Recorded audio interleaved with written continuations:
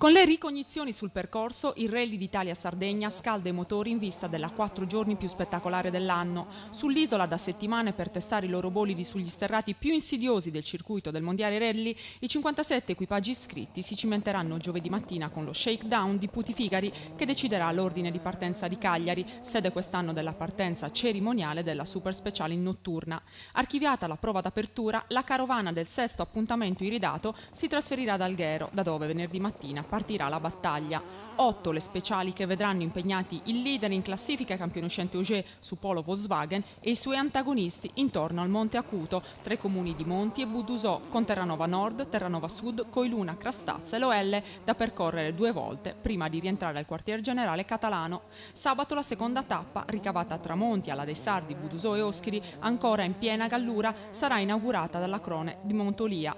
A seguire la speciale, forse più lunga dell'intero mondiale, la Montelerno, poco meno di 60 km, che metteranno a dura prova i piloti sul piano fisico e mentale. Le 2 speciali saranno bissate nel pomeriggio prima del rientro ad Alghero.